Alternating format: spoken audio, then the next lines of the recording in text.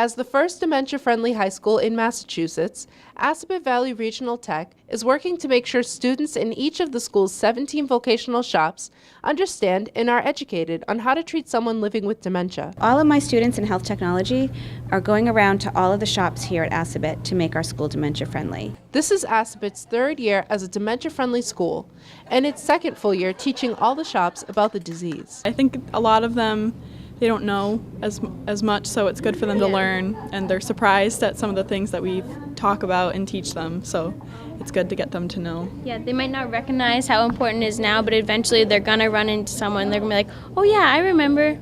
Us being able to educate other shops about it is like great because when they go out into the work field and they own their own businesses, that way they can be aware of how to treat people. Especially in this environment, your nurses, your plumbers, your electricians, your contractors, all those folks who are going to graduate here are going to be out in the community, and we have folks all over our community living with dementia. Just last week, caregivers and their loved ones with dementia were invited to Assabet to participate in a free event sponsored by the Elder Community Collaborative. Today was really fun. There was a lot of laughs. People got up and danced, and it seemed like everyone had a really good time today. They were able to enjoy a movie in the auditorium and lunch at the Epicureum, the school's very own restaurant. Students working in the restaurant used the skills they learned from the Purple Table training, a guide used to teach restaurant workers on how to accommodate customers living with dementia,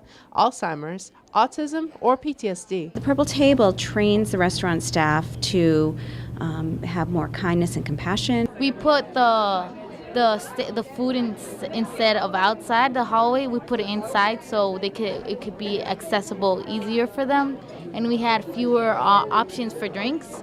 So we would, as we present ourselves to the people, we say our names and we say that we will be helping them, and if they would like any coffee or iced tea, besides the water they have on the table. And we come up every 15 minutes and say if they're okay, if they need anything else, and if they need help. We are more cautious than usual today. Organizers say events like these are important for people living with dementia to feel included in their community. Because lots of times what happens is folks who develop dementia, families, they don't know how they're going to react in a restaurant or in a store or in church, and they start to hibernate. And that's really detrimental. The caregivers can meet other caregivers and know that they're not alone. It's not a support group, but it's just letting them know these folks are they're walking a similar journey.